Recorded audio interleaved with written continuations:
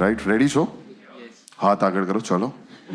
હું મુંબઈ નિવાસી આજે વચન લઉં છું કે મનન દેસાઈ જે કંઈ પણ સ્ટેજ પર કહેશે એનાથી ખોટું લગાડું નહીં. આભાર. બસ હવે વચન લઈ લીધું છે. હવે હું નાગાઈ પર ઉતરવાનો. હવે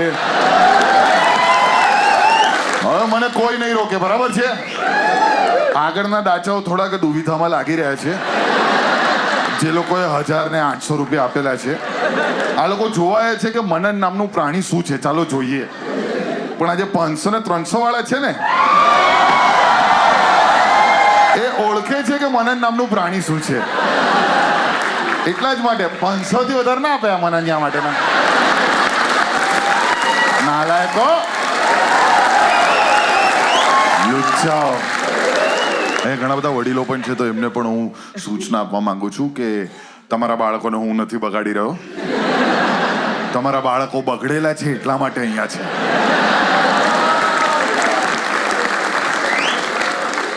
બહુ સીધી સરળ વાત કરું છું. આજે જોક્સ ઘણી બધી કસેથી પણ આવશે. હમણાં તમને હસવું આવશે, થોડુંક ડિલેડ હસવું આવશે, અમુક લોકોને 2 દિવસ પછી ચમકશે. એટલે તમારી આજુબાજુ 1-2 જણ બી હસતું હોય હસી લેજો, નહીં તો તમે ગાંડા દેખાશો. બહુ જ સિમ્પલ કહી દઉં છું. પણ લોકો આજકાલ કોમેડિયન્સને વલ્ગર બહુ કહે છે. વલ્ગેરિટી છે ને, હું તમને ચોખવટ કરી દઉં છું કે કોમેડિયન્સ લોકો એ વલ્ગેરિટીને ખાલી ટ્રિગર કરે છે. ગંદવાળો તો ઓડિયન્સના દિમાગમાં જ હોય છે. પારંપરિક ગરબાની વાત નથી કરી રહ્યો હું. પેલા ગરબાની વાત કરું છું જે મેરુ માલણ ને એવી બધી પિક્ચરોમાં આવતા હતા. જાગરે માલણ જાગને આ બધા સરસ ગરબા હતા. પણ અમુક ગરબા મને સમજાતા નથી. ઈંધણા વીણવા ગઈ તી મોરી સૈયર. ઈંધણાનો મતલબ શું થાય? છાણ. પેલી જંગલમાં છાણ વીણી રહી છે, હાથ ધોયા વગર ગરબા કરી રહી છે, કોઈ કશું જ નથી બોલી રહ્યું. તું ગરમ મસાલેદાર ખાટી મીઠી વાનગી. તું ચાટવા ગયેલો, તને કઈ રીતે ખબર? હજુ એક બહુ જ વિચિત્ર ગરબો છે. વાંકી વળું તમારી કેળ વળી જાય, નીચી નમું તમારી ડોક રહી જાય, કેળ વળી જાય, ડોક રહી જાય, નારે સેવાય હાય હાય હાય. આ શું કરી શું રહી હતી? અગર ચોખવટ નથી થઈ કે શું કરી રહી હતી તો છોકરો એને પાછળથી કહે છે સીધી ઊભી રે કેમ વાંકી ચૂકી થાય.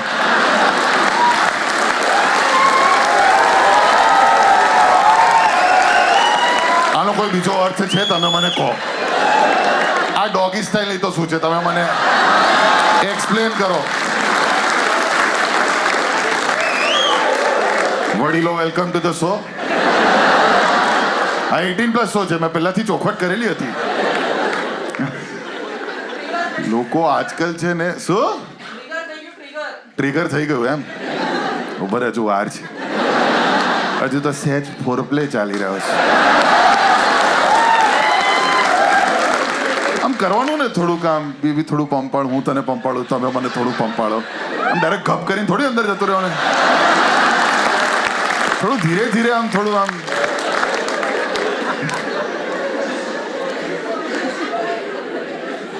હવે બહુ જ લોકો ભલે જોઈ રહ્યા છે આમ કરીને.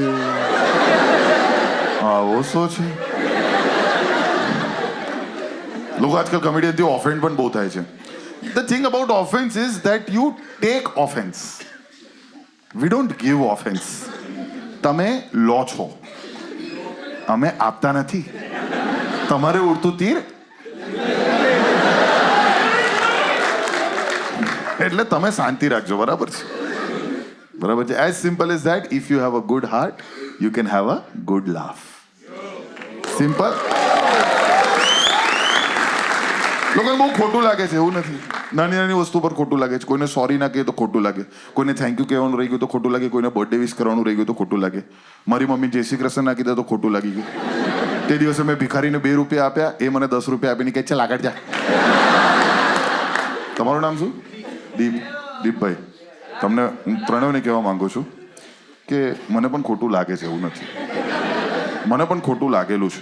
જેમ કે હું થોડા દિવસ પહેલાં જ મારી એક બર્થડે પાર્ટી હતી, એમાં હું ગયો હતો અને ત્યાં ધ્યાના મારી દીકરી 7 વર્ષની એ નીચે ગ્લિટર સાથે રમી રહી હતી જમીન પર.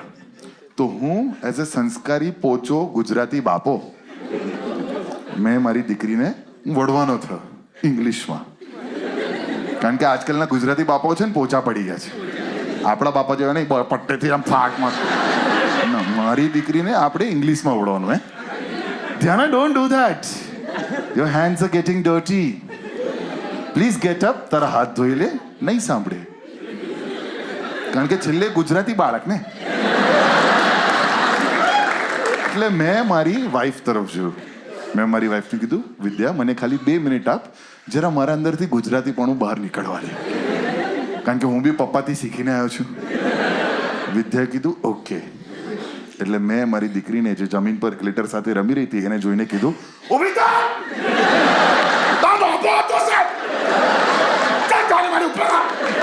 સોરી પપ્પા, સોરી.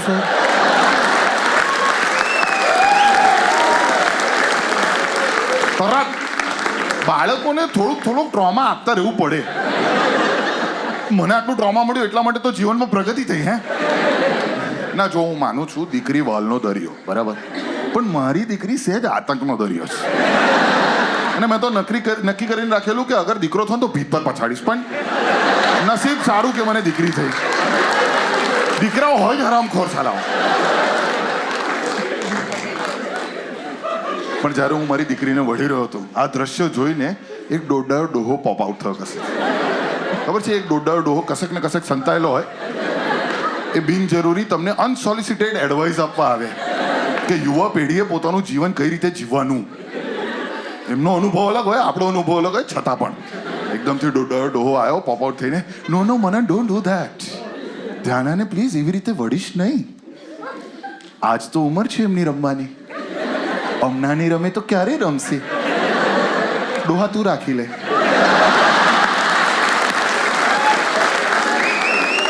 તો બી ડોડો ચપડ કરે કે આવું નહીં કરવાનું, તેમ કરવાનું. એટલે મેં પછી ડોહાને કીધું, સોરી. ડોહો જતો રહ્યો. 1 મિનિટના અંદર મેં બાળકોનું અને ડોહાનું અનાદર કરી દીધું. આ દ્રશ્ય જોઈને મારી મમ્મી એવું કે આવી રીતે વડીલો સાથે વાત થાય બેટા. એક તો જ્યારે છે ને મમ્મી મને પેરેન્ટલ એડવાઇસ આપે ને તો મને અજુગતું લાગે. Like sometimes your own parents are the worst person to give you parental advice. ખાસ કરીને મારા જેવા બાળક માટે. મારી મમ્મી એવું કે ધ્યાના સાથે આવી રીતે વાત ના થાય. મેં કીધું, મમ્મી તારું પ્રોજેક્ટ તે જોયું છે કોઈ દિવસ? 2 વર્ષ માંડ ચાલ્યું છે તારા અંડર, બાકીના 33 વર્ષ ભગવાન ભરોસે ચાલ્યું છે આ પ્રોજેક્ટ. ઓય દીપ, મારે સિંગિંગ શીખવું હોય તો હું અરિજીત સિંહ પાસે જઉં ને, ઢીંચા પૂજા પાસે થોડી જઉં. ના, મારી મમ્મી ડાઈ છે, એવું નથી. My mom is a very sweet person, but she has been always insecure. મારા મમ્મી વચ્ચે બહુ જ ઇશ્યુઝ નાનપણથી. જ્યારે હું નાનો હતો ને ત્યારે અમારી ફેમિલી પૈસે ટકે એટલું સારું નહોતું. તો અમે રહેતા હતા એક બંગલોમાં. તો બંગલોના 4 ભાગ હતા. એમાંથી એક સેક્શનમાં અમે 300 રૂપિયા ભાડું આપીને રહેતા હતા. એ બંગલોનું નામ વસુનિવાસ, બરોડામાં. વસુનિવાસની આજુબાજુ એક ગ્રાઉન્ડ હતું અને એની આજુબાજુ એક ચાલી હતી.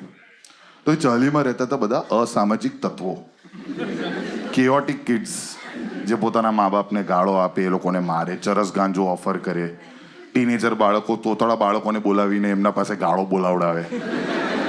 ખબર છે, અમુક ફેટિશ હોય છોકરાઓને, નાના તોતળા બાળકોને બોલાવીને ગાળ બોલતા. એ બધા અખતરા મારા ઉપર થતા હતા. એટલે અમારી મમ્મી આ દ્રશ્ય જોઈને મને લાફો મારીને ઘરે બેસાડતી હતી. બહાર નથી જવાનું, આ લોકો સાથે નથી રમવાનું. હવે મમ્મી પપ્પા પાસે ઓપ્શન નહોતું, કશે બીજે શિફ્ટ નહોતા થઈ શકતા, કારણ કે કરકસર કરવાની હતી, બચત કરવાની હતી, પછી પૈસા ભેગા કરીને નવું ઘર લેવાનું હતું. એટલે મને વસુનિવાસના ઘરમાં બેસાડી રાખતા હતા. અને મારું જીવન બાળપણમાં બહારીની બહાર જોઈને જ વીત્યું છે. જાનવરો બહુ જ અલગ અલગ પ્રકારના ત્યાં વસુનિવાસના ગ્રાઉન્ડમાં આવતા હતા. ડિસ્કવરી અને એનિમલ પ્લેનેટ લાઈવ ચાલતું હોય ને એવું લાગે તમને.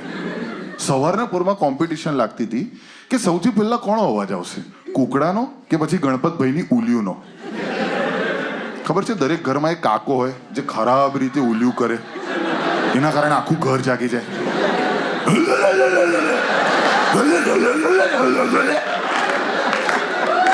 આર્નોલ્ડ શ્વાર્ઝનેગર બ્રુસલીથી ઉલ્યું કરતો ને એવું લાગે. કીધું ગણપતભાઈ તમારી ઉલ્લુથી ડીપ થ્રોટ નથી કરવાનું, છે કે એરપાઇપ સુધી ઉલ્લું નાખી દે દાંતણિયું. મેં કીધું પીત કાઢવાનું છે, સીટ નથી કાઢવાનું. વસુનિવાસના ગ્રાઉન્ડમાં એક પ્રાણી બહુ જ આવે, એ છે બકરી. બહુ જ બધી બકરીઓ આવતી હતી વસુનિવાસના ગ્રાઉન્ડમાં, અને બારીમાંથી સતત આ બકરીઓને જોતો હતો.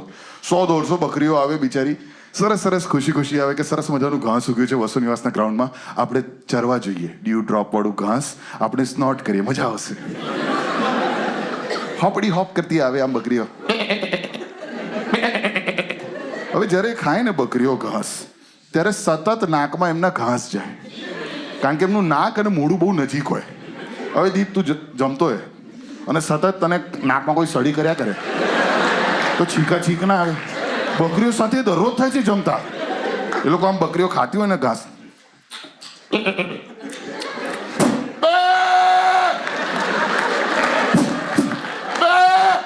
શાંતિ રાખ તું બકરી પ્લીઝ. અને આને શાંત કરવા માટે એક આલ્ફા સિગ્મા બકરો આવે મોટો, 150 બકરીઓ વચ્ચે એક બકરો હોય જેને અહીંયા ઘૂંટણ સુધી લબડતા હોય. વાળ વાળ વાળ ઘેરી બકરો હોય ને, અને અલગ રીતે બકરીઓને કામ ડાઉન કરે.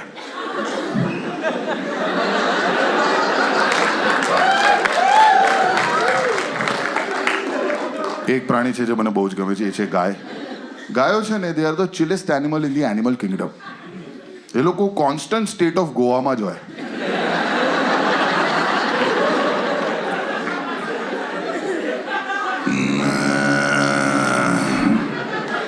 આમ છૂટું ડબસ્ટેપનું બેઝ ફરતું ને તમને એવું લાગે. આમ જાદુ અને ગાયોનું બેઝ લેવલ છે ને સેમ જ છે, તમે જોવા જાવ તો. જાદુ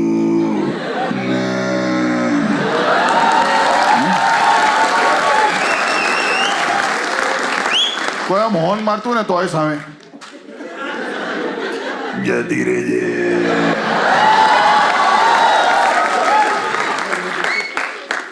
મારું ફેવરેટ પ્રાણી ઓફકોર્સ ઇઝ કૂતરાઓ.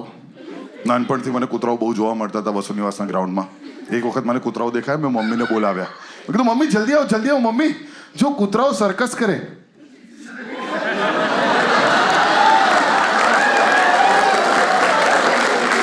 જેને સમજાવ્યું નહીં હોય, જેમને સમજાવ્યું છે બાકી બધાને સમજાવી દેજો. મમ્મી પથ્થર મારવા માંડી. મને 13 વર્ષ જ્યાં સુધી હું ટીનેજર થયો ને ત્યાર સુધી મને એવું લાગતું હતું કે કૂતરાઓમાં કન્જોઇન્ટ ટ્વિન્સ હોય.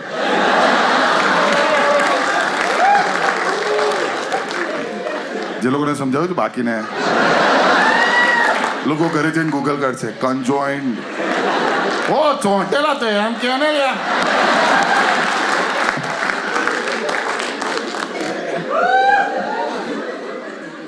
પણ એકચ્યુઅલી મારું ફેવરેટ પ્રાણી ભૂંડ છે. ભૂંડ, સુવર, પિગ્સને ગમે ગંદવાળો. અને વસુનિવાસના ગ્રાઉન્ડમાં બહુ અલગ પ્રકારનો ગંદવાળો ચાલતો હતો.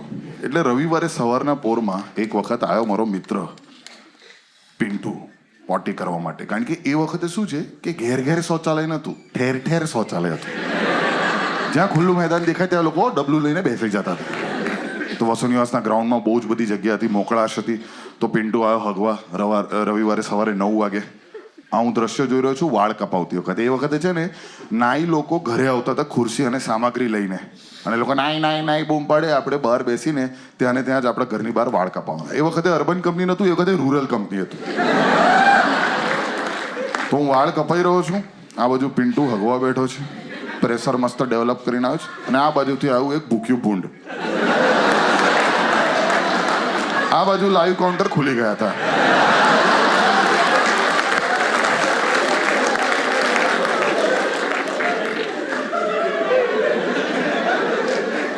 તો પિન્ટુ મસ્ત બેઠો છે, આમ તવો ગરમ થઈ ગયો છે.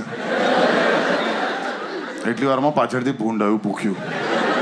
ઉઈ ઉઈ ઉઈ ઉઈ એકદમથી બસ થયું પેલાને. પિન્ટુ ઊભો થયો. મેં જીવનની અંદર ખાતર પાછું અંદર જતા નહીં જોયું.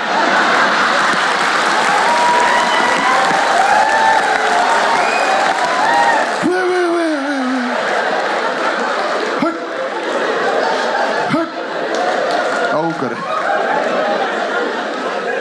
દીપ ત્યાં ના 1000 આપ્યા બોલ.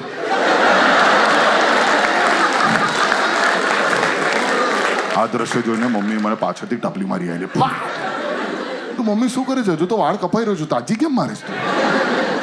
મમ્મી કીધું આ બધું જો બેટા, ચાલ અંદર. અડધા મશરૂમ કટમાં મમ્મી મને અંદર લઈ ગઈ. મારી મમ્મી સખત ઇન્સિક્યોર નાનપણથી. રખડી ખાશે છોકરો, રખડી ખાશે. એટલે મને એને વચ્ચે એકેડેમિક યરમાં બદલીને ઇંગ્લિશ મીડિયમ સ્કૂલમાં મૂકી દીધો કે આને ઇંગ્લિશ મીડિયમ સ્કૂલમાં મૂકીએ તો કદાચ એની કંપની સુધરશે અને દીકરો સુધરશે. પણ હું ગયો બરોડા સ્કૂલ અલકાપુરીમાં. એની પાછળ સરદાર બાગ. સરદાર બાગ એ ટાઈમે કપલ્સનું ઓયો રૂમ હતું અને અમારા માટે લાઈવ એક્સ વિડીયોઝ. અમુક લોકોને એક્સ વિડીયોઝ ખબર નથી, એ બધા સહિયર વાળા.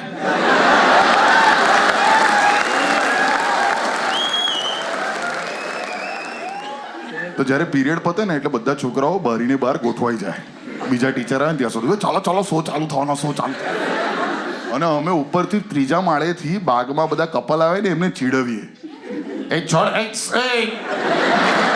પોલીસ આવી, પોલીસ હાથ કાઢ, હાથ કાઢ. એ શું કરે છે? તારા દીકરી જેવી લાગે છે, બાપની ઉંમર લાગે, છોડી દે. એક વખતે કાકાને એટલો ગુસ્સો આવ્યો ને એ સ્કૂલમાં આવી ગયા. ડાયરેક્ટ પીટી સર પાસે ગયા. સ્ટાફ રૂમમાં એકલા પીટી સર બેઠા હતા. સ્ટાફ રૂમમાં ઘૂસીને પીટી સરને વળવા લાગ્યા. અમે બધા જ છોકરાઓ છે તે ભેગા થઈ ગયા. સ્ટાફ રૂમની વાર બબાલ બબાલ બબાલ. પછી સાહેબને વળી રહ્યા છે પેલા કાકા. હા તો જો તમારા બાળકોને સાચો શું કરી રહ્યા છે લોકો? શું થયું સાહેબ, શું થયું? બોલો ને. અરે હું તો કહીએ અમારી દીકરી લાગે છે. હે હું તો એની બાપની ઉંમર લાગુ છું. અમારી ફિયાન્સ છે, ફિયાન્સ. તો સાહેબ ડઝન્ટ ગીવ અ શિટ. એમને કીધું ના સાહેબ, થોડો તો ઉંમરમાં ફેર લાગે છે. બાળકો તદ્દન ખોટા નથી હા સાહેબ. હવે એ પીટીના સર અમને ભણાવવા આવે ઇંગ્લિશ. હે જ્યારે ઇંગ્લિશના ટીચર રજા પર હતા તો એ અમને ઇંગ્લિશ ભણાવવા આવતા હતા. એક દિવસ છે ને ઇંગ્લિશ ભણાવવા આવ્યા હતા તો મારું છે ધ્યાન બહાર ગયું. ત્રીજા માળે અમારી ક્લાસ હતી તો ઝાડ પર અમુક વાંદરાઓ આવ્યા. તો હું વાંદરાઓને જોઈ રહ્યો હતો. તો સાહેબ મને ચોક મારીને કે મનાન, why are you looking at those monkeys when I am here? સાહેબ તમે અંગ્રેજી રવા દો ના, તમારે કામનો નથી. આપણે ચલો ગ્રાઉન્ડ પર જઈએ, માર્ચ પર ડ્રીલ કરીએ, એમાં અમે 3 તાળી લઈ લઈશું. ચાલો ચાલો આપણે. નોનસેન્સ. હવે મા બાપને સતત એવું છે કે સ્કૂલનું એજ્યુકેશન પૂરતું નથી એટલે આપણને એક્સપ્લોઇટ કરવા માટે નાખી દે ટ્યુશનમાં. તો મને નાખી દીધો યુનિક ક્લાસીસમાં. યુનિક ક્લાસીસમાં હજુ એક યુનિક વાત થઈ કે હું મારા પરમ મિત્ર સંકિત પરીખને મળ્યો. હવે અહીંયા કેટલા લોકો જૈન છે? Make sum noise. A lot of you. So you would relate to this. મારો ફ્રેન્ડ સંકિત પરીખ, જૈન છોકરો, એને 3 વખત 28 કરી છે, 1 વખત 16 ઉપવાસ કરેલા છે, 120 કિલોનો છે હજુ પણ. કાંઈ જ ફેર નથી પડ્યો માણસને. 28 કરીને તરત જ ઢૂસવાનું ચાલુ, ડબલ વજન થઈ જાય એનું. હવે એ પોતે આટલો જાડો છે ને તો એ બીજાને જાડો જાડો બોલાય. અમારા ક્લાસમાં સુષ્મિતા નામની છોકરી હતી યુનિક ક્લાસીસમાં, એને બોલ્યા કરે એ જાડી જાડી, એ જાડી, એ તું કપડાં ધોવા માટે ટેન્ટ વાળાને ત્યાં આપતી હશે હે ને. સંકેત કાંઈ શરમ રાખ, તું પોતે આટલો મેદસ્વી છે તો બીજાને આવી રીતે ફેટ શેમ કેમ કરે છે? ના તું બીજાને કાળિયો કહી શકે એ તો ચાલે. એવું સેમ બિરાદરી વાળા કહી શકે એકબીજાને એવું. શું લોજિક છે તારું? નોનસેન્સ, પોલિટિકલી ઇનકરેક્ટ માણસ. સંકેત પાછો પેલો જેનું કોઈ ફિલ્ટર પ્રોસેસ જ નહીં. આપણા ફ્રેન્ડ સર્કલમાં એક મિત્ર હોય ખબર છે, જેને અહીંયાથી અહીંયા ફિલ્ટર જ ના હોય, હાઈવે ટોલ નાકા વગરનું ડાયરેક્ટ.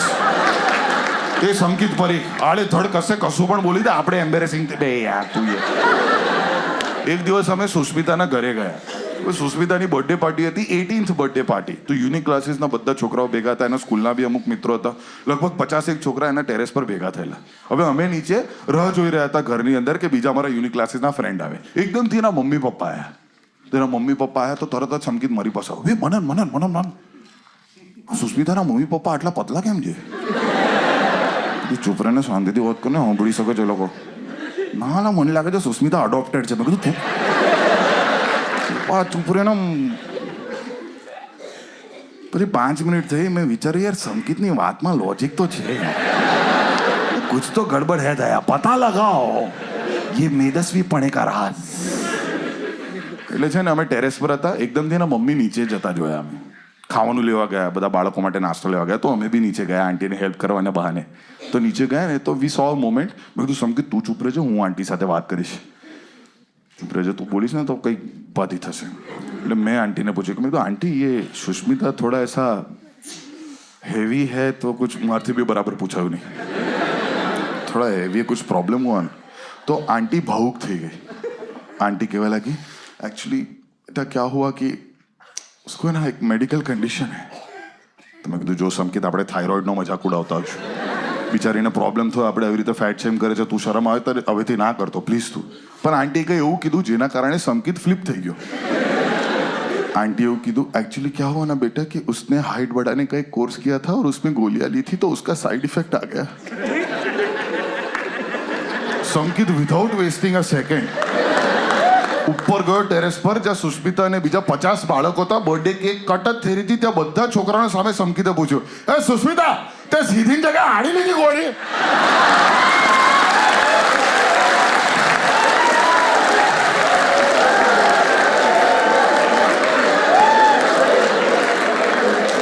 છોકરી આપઘાત કરશે સમકિત? નાલા પંખો નહીં ઝીલી શકે.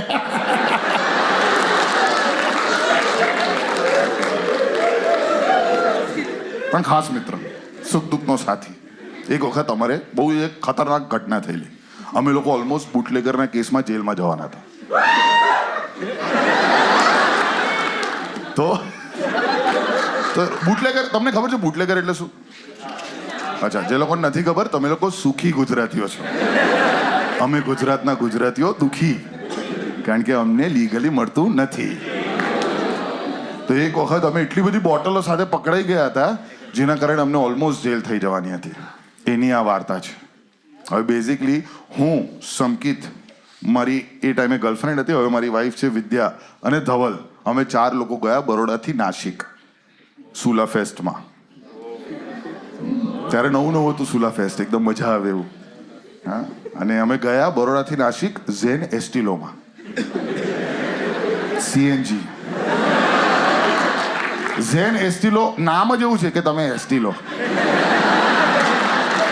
આ ગાડી કશે બી થોભાઈ જશે, આના ઉપર ભરોસો નથી. તો આ ગાડીમાં અમે સાહસ લઈને બરોડાથી નાસિક છે ગયા, ઓવરનાઇટ ડ્રાઈવ કરીને. હવે અમે પોતે તો ડ્રાઈવ ના કરી શકીએ કારણ કે બહુ જ યંગ હતા એ વખત, 21-22 વર્ષના. એટલે અમે એક ડ્રાઈવર રાખ્યો. હવે અમારો રેગ્યુલર ડ્રાઈવર રજા પર હતો, એટલે એક મિત્રને ફોન કર્યો કે તારા ધ્યાનમાં કોઈ ડ્રાઈવર હોય તો કહેજે. તો એને કીધું લાસ્ટ વીકે જ આના સાથે ટ્રીપ મારી લઈ જાઓ, સારો છે. તો એ ડ્રાઈવર અમારી સાથે આવ્યો. મસ્ત અમે 3 દિવસ તો એન્જોય કર્યું. વાઈન કેટલા લોકો પીએ છે? મેક સમ નોઈઝ. શેના માટે પીવો છો ભાઈ તમે?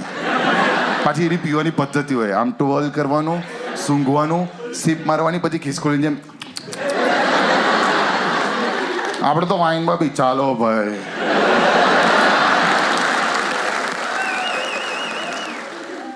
તો 3 દિવસ વાઈન પીધી, ચડીએ નહીં, પાછા નીકળી રહ્યા હતા. હવે નીકળી રહ્યા હતા ને તો નાસિકમાં એક વાઇન શોપ દેખાય. તો સમકિતના ખોરાફાતી દિમાગમાં આઈડિયા, ચાલો ભાઈ ઉપાડીએ. તો ઉપાડવાની શરૂ કરી. વિદ્યાએ ત્યાંથી 3-4 બોટલો વાઇનની ઉપાડી, સમકિતે ત્યાંથી બી સિગ્નેચર જ ઉપાડી. ઉપાડતા ડ્રાઈવરે પણ 2 બોટલ ઉપાડી. ટોટલ થઈ ગઈ 14 બોટલો, 14 બોટલ્સ ઓફ આલ્કોહોલ. હવે તમે ઇમેજિન કરો, ઝેન એસ્ટિલો, સીએનજી, 5 લોકો, એમનો 3 દિવસનો સામાન, 14 બોટલો, 120 કિલોનો સમકિત.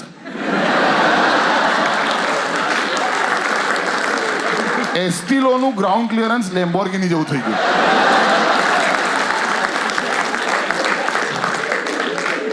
ત્યાંથી નીકળ્યા અમે, ગુજરાત મહારાષ્ટ્રની બોર્ડર પર ગાડી ઊભી રાખી. ઘરે ફોન કરીને કહી દીધું કે અમે થોડાક કલાકમાં આવી જઈશું.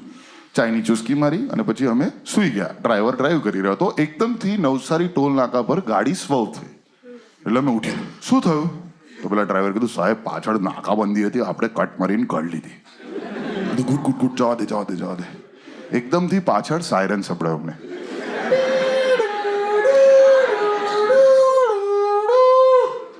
બાજુમાં ગાડી 100ની સ્પીડ પર PCR વેન. અહીંયા મારી લબાકા લેવાની સ્ટાર્ટ. યુ નો વોટ લબાકા is? It's the pre stage of હાર્ટવી. જરીક આમ થાય ને, સણકા મારે ને, એ થવા લાગ્યું. તો હવે 100 ની સ્પીડ પર પીસીઆર વેનમાંથી કોન્સ્ટેબલ દંડો બહાર કાઢીને કે ઉભી રાખ, બાજુ પર લા.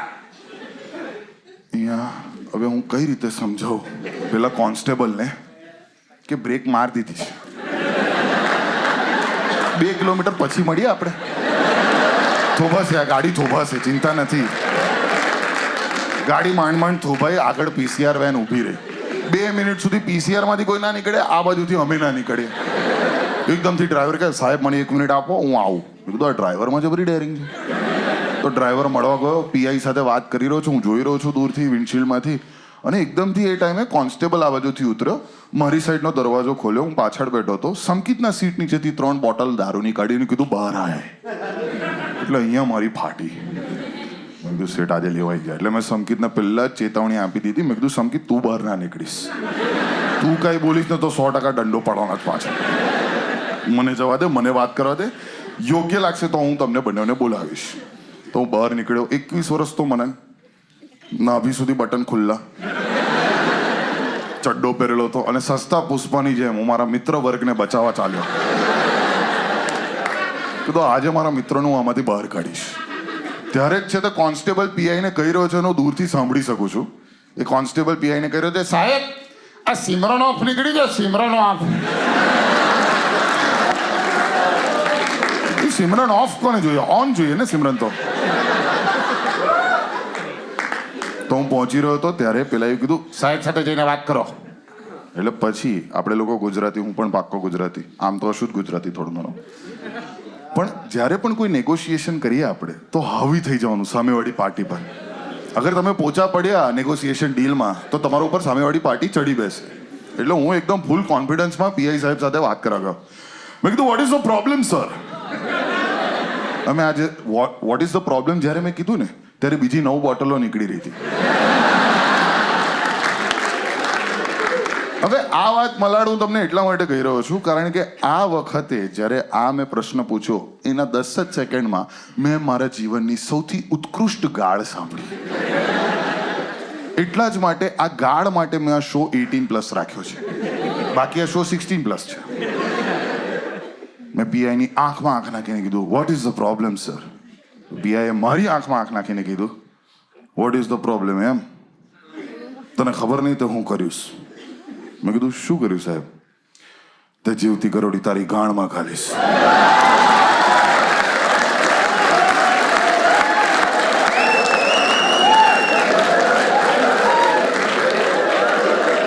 સારી છૂટી ગઈ મારા અંદર, પરસ્યો નીકળવા લાગ્યો. મેં કીધું 1 સેકન્ડ સર.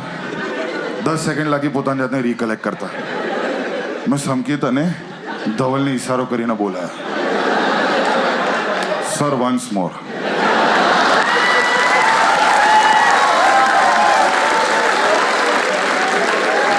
વોળા ગાળ સર.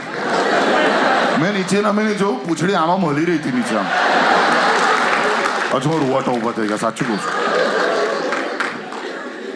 વહીવટ ત્યાં પત્યો, બધી બોટલો એ ગઈ, વહીવટ પતાવ્યો, ત્યાંથી નીકળ્યા અમે. ઝેન એસ્ટીલોમાં બધા જ દિવેલ પીધેલા મોડા. શેટ યાર આપણે જેલ જતા જતા બચ્યા. અને હું એકદમ ઓસ્ટ્રક. મેં કીધું સંકિત શું ગાળ હતી નહીં યાર? ગાળ man, there is no comeback to this ગાળ. પછી એકદમથી ભરૂચ પર ગાડી પહોંચી જ રહી હતી ત્યાં મેં સંકિતનો મેસેજ આવ્યો મને. એ વખતે SMS હતું, એ વખતે વોટ્સએપ નહોતું. એને SMS પેકમાં મને SMS કર્યો કે મને એવું લાગે છે ડ્રાઈવરે ઇન્ફોર્મેશન આપી છે. એટલે પછી અમે ગાડી ભરૂચ પર ઊભી રાખી ચા પીવાના બહાને. પછી તો અમે ચર્ચા કરી, હા ને 3 દિવસથી આ ડ્રાઈવર આપણી સાથે બરાબર વાત નહોતો કરી રહ્યો. હા ને, એ તો જ્યારે પીઆઈ આપણને રોક્યો તો પહેલાં એ વાત કરવા ગયેલો. ગુજરાતમાં રશિયાની બોર્ડર પર કોઈના સાથે દૂર જઈને વાત બી કરી રહ્યો હતો. અને પોલીસને પાક્કી ખબર હોય તો જ આટલું ચેઝ કરે ને, એમને થોડી આટલો પાછળ આવે. તો આ બધા ડોટ કનેક્ટ થયા. એટલે પછી અમે એનો નોકિયા ફોન 1100W એના હાથમાંથી જૂટવી લીધો. અને લાસ્ટ ડાયલમાં જોઉં તો સાહેબ સાહેબ સાહેબ લખેલું. જેવું સાહેબને કોલ લગાવ્યો પેલા ગરોડીવાળા સાહેબ જ નીકળ્યા. એટલે પછી મેં પેલી ગરોડી મારામાંથી કાઢી, એને CPR આપીને જીવતી કરી અને પછી પેલાની ગાંડમાં નાખી.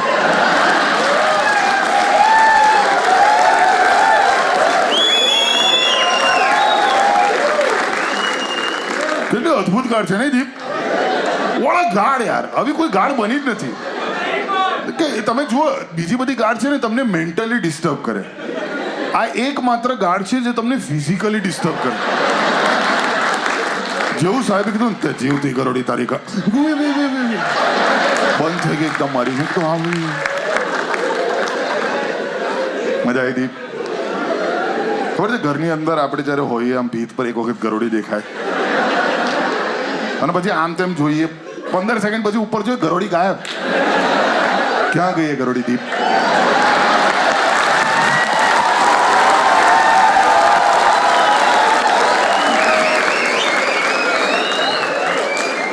ના જુઓ, ઘણા બધા લોકો મને ગરબા શફલ જોઈને જોવા આવ્યા છે, કોથળીવાળી જોક જોઈને જોવા આવ્યા છે, પણ મોટા ભાગના લોકો અહીંયા અશુદ્ધ ગુજરાતીને કટકો જોઈને જોવા આવ્યા છે મને.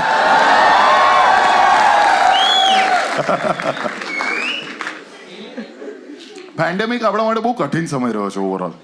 આપણે બધાએ કોઈક ને કોઈકને ગુમાવ્યો છે, નજીકનું દૂરનું કોઈ ઓળખીતું. મેં પણ મારા માસીને ગુમાવ્યા. મારા મમ્મીના 7 ભાઈ બહેન. એ ટાઈમે નવરાશ બહુ હતી લોકોને, ઘેર ઘેર લાઈટ પણ નથી પહોંચી, નાના મચેલા.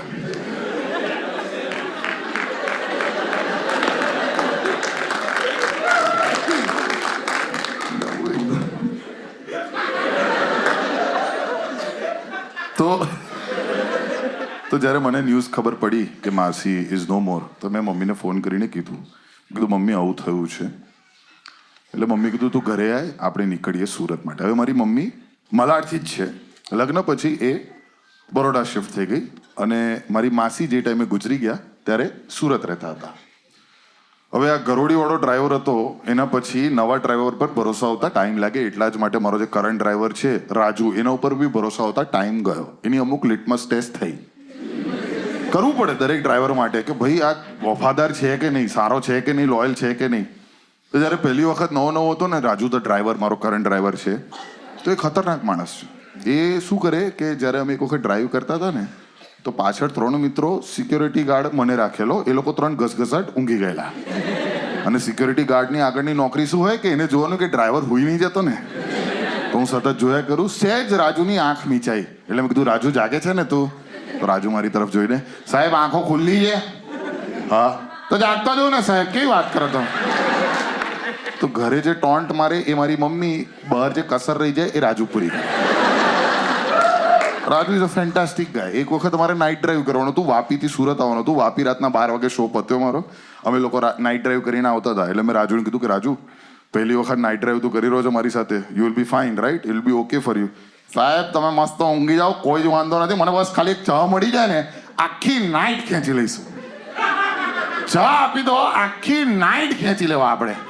ફર્સ્ટ નાઇટના બૈરીને પણ કીધું એટલે ચા બનાવી દે, આપણે આખી નાઇટ ખેંચી લઈશું બોસ. ગુજરાતી પુરુષોનું ચાનું જે ઓબ્સેશન છે પતતું નથી યાર. હાજમાં હજમથી લઈને વાયગ્રા, વન સ્ટોપ શોપ ચા. એક ચા મળી જાય બસ.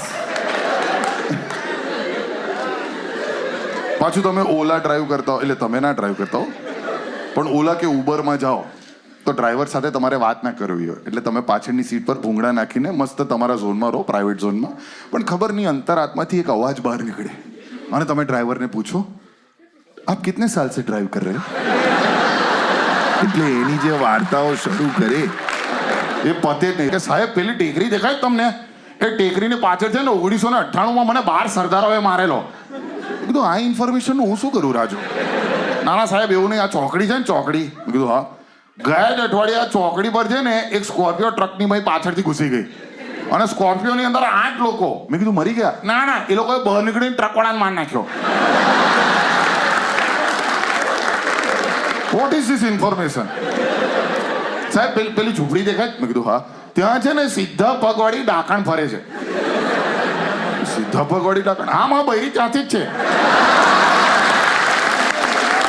રાજુ ટુ મચ યાર, વોટ ઇઝ ધીસ જોક્સ?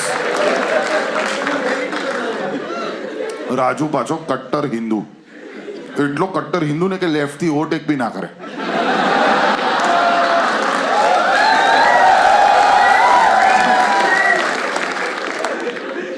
તો અમે એક વખત બરોડાથી સુરત જઈ રહ્યા હતા જ્યારે માસીની આવી દુઃખદ ઘટના થઈ ત્યારે.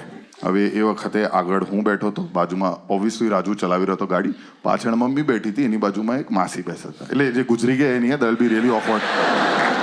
પણ એક દૂરના માસી બેઠા હતા અને અમે લોકો રાતના 10 વાગ્યા જેવું નીકળ્યા. હવે 10 વાગ્યા જેવું નીકળ્યા ને અમે, તો હું વિચારી રહ્યો છું કે મમ્મી હજુ સુધી રિએક્શન કેમ નથી આપ્યું. એની સૌથી મોટી બેન ગુજરી ગઈ છે, શી ઇઝ નોટ રિએક્ટિંગ. એકદમથી પેટ્રોલ પંપ પર ગાડી રાજુએ ઊભી રાખી પેટ્રોલ પુરાવા માટે. ત્યાં મમ્મી ભાવુક થઈને બોલવા લાગી, જતી રહી, જય શ્રી કૃષ્ણ પણ ના કીધા તને, જોવા પણ ના મળે. પેલો પેટ્રોલ પંપ વાળો, માસી જીરો જોઈ લો.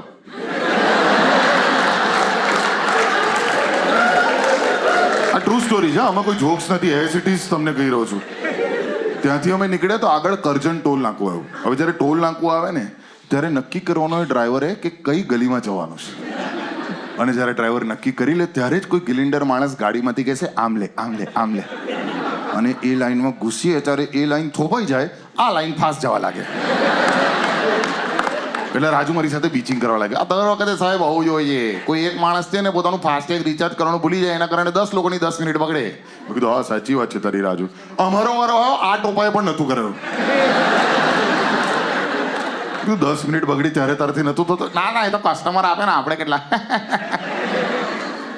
બે લાફા માર્યા, અમે ત્યાંથી નીકળ્યા. અને ત્યાંથી નીકળ્યા ને તો માસીને ત્યાં અમે પહોંચ્યા સુરત, રાતના 12:30 1 વાગ્યાની વચ્ચે. હવે માસીના ઘરે અમે એન્ટર થઈ રહ્યા હતા ને ત્યારે મેં મમ્મીને થોડુંક મોરલ સપોર્ટ માટે કીધું કે મમ્મી it's fine, I am there for you, કાંઈ પણ હોય તો મને કહેજે તું. કારણ કે મમ્મી was 73 back then, she is right now 75. તો મમ્મી માસીને જોઈને એકદમ ભાવુક થઈ ગયા. માસી રૂમની વચ્ચોવચ હતા, પાછળ શ્રી કૃષ્ણ શરણમમાં મંત્ર પ્લે થઈ રહ્યો હતો. માસીનો દીકરો મારો સૌથી મોટો કઝિન, એમની વાઈફ મારા ભાભી અને એ બંનેનો દીકરો ત્યાં બેઠા હતા. આજુબાજુના આસપડોશના લોકો હતા. બોમ્બેથી હજુ લોકો આવ્યા નતા, અમારા ફેમિલી મેમ્બર્સ, માસીને મામાને બધા. We were the first family members to reach there. મમ્મીએ જેવા માસીને જોયા, મમ્મી એકદમ જ સેડ થઈને ભાવુક થઈને બાજુમાં બેસી ગઈ આમ કરી, અને આમ ધૂનવા લાગી પોતાના આવું કરવા લાગી. એટલે મને ટેન્શન થવા લાગ્યું કે મમ્મીને શું થઈ ગયું. એટલે પછી મમ્મી માટે પાણીનો ગ્લાસ લઈને ગયું, મમ્મી લે પાણી પી. તો ગ્લાસ અહીંયા છે, મમ્મી જોઈ શકે છે પણ જોઈ નથી રહી, અને આમાં જોયા કરે માસીને સાયકોની જેમ આંખો ફોડી કરી. કીધું મમ્મીને શું થઈ ગયું યાર એકદમથી. એટલે મેં મમ્મીને કાનમાં જઈને 10 મિનિટ પછી કીધું, મમ્મી ડૂમો રહેવા ના દઈશ અંદર, let it out, you can cry, it's fine, you are human, તું રડી શકે છે. પણ મમ્મી સ્ટીલ ડુઈંગ ધીસ. 15 મિનિટ થઈ ગઈ, મમ્મી આમ જ જોયા કરે માસીને સતત. હવે હું કોમેડિયન માણસ છું પણ અંદરથી બહુ નેગેટિવ માણસ છું, સાવ નિરાશાવાદી માણસ, પેસિમિસ્ટિક. કોઈ ખરાબ સિચ્યુએશન હોય ને એના અંદર હું વર્સ્ટ કેસ સિનેરિયો જ વિચારું. જેમ કે હું ફ્લાઇટમાં બેઠો હોઉં ને, આજે ક્રેશ, 100% આજે crash, this is going down baby. કારણ કે મારી એક થિયરી છે, અગર કોઈ ખરાબ સિચ્યુએશનની અંદર તમે સૌથી વર્સ્ટ કેસ સિનેરિયો વિચારશો ને તો એ તમારી સાથે નહીં થાય. કારણ કે યમરાજને બી એવું લાગશે, સીટ યાર સરપ્રાઈઝ બગાડી આને યાર.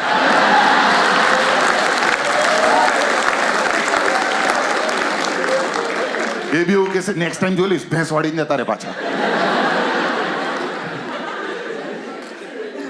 તો એ સિચ્યુએશનમાં બી મમ્મીને આવી રીતે 20 મિનિટ જોઈને મારા અંદર નેગેટિવિટી વધી ગઈ. કારણ કે માસી બી આવી રીતે સામે હતા. એટલે મને વિચાર આવવા લાગ્યા કે મમ્મીને કંઈ થઈ ગયો હતો, શોક મનાવાયા છે, મમ્મીને શોક લાગી ગયો હતો, મમ્મી માટે મારે એમ્બ્યુલન્સ બોલાવવી પડી હતું, હજુ બોમ્બેથી લોકો નથી આવ્યા, મમ્મીને કંઈ થશે તો મારે કંઈ કરવું પડશે. એવા બધા વિચારો, નેગેટિવ થોટ્સ બધા ફેલાવા લાગ્યા મારા મગજની અંદર. એટલે મેં મમ્મીને જઈને લિટરલી હલાવ્યો અડધો કલાક પછી. મેં mummy are you okay? Mummy still doing this. એટલે પછી હું ગીવ અપ કરીને બેસી ગયો. કારણ કે મને ટેન્શન થઈ રહ્યું હતું, યાર બોમ્બેથી આવ્યા નથી લોકો, હજુ કશું મમ્મીને થઈ ગયું તો આમ તેમ. એટલે ખુરશી પર જેવો બેઠો તેવી મારી ચમકી કે હા ને હજુ સુધી ઓડિયન્સ ભેગી નથી થઈ.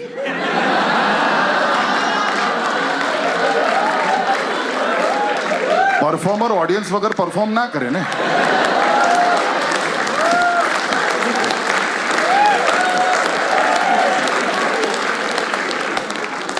જેવી રાતના 2-3 વાગે આવી ગાડીઓ મુંબઈથી અને માસીઓ અંદર એન્ટર થઈ, મારી મમ્મીની આઈ કોન્ટેક્ટ થાય એ માસીઓ સાથે, મમ્મી 1 સેકન્ડની અંદર જ ઉછળીને જતી રહી!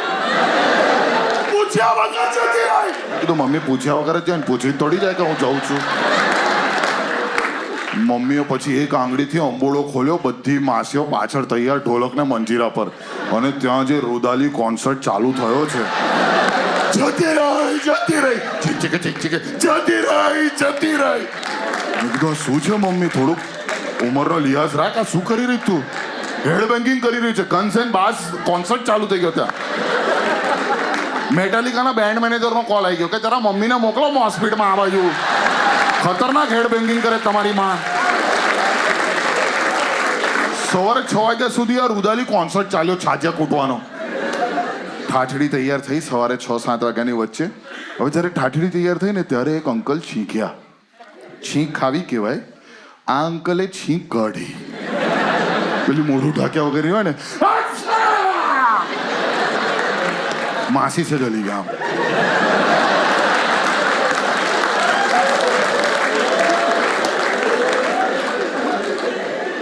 પછી ખબર પડી અમે લોકો ઠાઠડી ઉચકી રહ્યા હતા ને એટલા માટે સહેજ હાલ્યા હતા. તો ઠાઠડી અમે ખભે મૂકી. ત્યાં મારી મમ્મી દોડડાઈ ખૂણામાંથી કે હમણાં ના જવાય, એક છીંક આવી છે, બીજી છીંક આવે ને પછી જ ઘરની બહાર જવાય. હમણાં જશો ને તો કંઈ અશુભ થશે. મેં કીધું મમ્મી આના કરતાં વધારે શું અશુભ થવાનું? તો અમે 5 મિનિટ સુધી ઠાઠડી લઈને ઊભા છે કે ચાલો ભાઈ કોઈ છીકો આવે. મેં 2-3 છીકો ખાધી, અમે લોકો નીકળ્યા. સુરતના સ્મશાને અમે પહોંચ્યા. હવે સુરતનું સ્મશાન છે ને એક બહુ સુંદર લોકેશન પર છે. તો આજની તારીખમાં બી મારા મામાનો તમે ફેસબુક કવર ફોટો જોશો ને તો મામા આમ સફેદ કપડામાં ઊભા છે, પાછળ માસીના અંતિમ સંસ્કાર ચાલી રહ્યા છે, અને આગળ 5 મોર છે. કારણ કે જે ટાઈમે મારા માસીના અંતિમ સંસ્કાર ચાલી રહ્યા હતા ત્યારે મારા મામા અને બીજા બધા ફેમિલી મેમ્બર્સ કે એ ચલો પાછળ મોર આયા, ફોટો ખેંચવા જઈએ. બધું નોનસેન્સ. ફેમિલી કંઈક નોર્મલ વાત કરો ને ઉઠામણામાં, કોઈના લગ્નની કે સ્ટોક માર્કેટની એવી વાતો કરો ને. આ બધી શું? અને એક કહેવત છે ખબર છે કે મોર આગળથી જેટલી પણ કળા કરે પાછળથી નાગો. મોર તો પાછળથી નાગો, તમે લોકો આગળથી નાગા છો. જેવી માસીની અંતિમ સંસ્કારની વિધિ પતી, માસીની બોડી ઇલેક્ટ્રિક ફર્નેસમાં ગઈ અને મારી મમ્મી મારી બાજુમાં આવીને બેઠી. ચીમનીમાંથી ધુમાડો નીકળી રહ્યો હતો. એ ધુમાડો જોઈને મારી મમ્મી મને કહે, જો મનન, માસી જાય.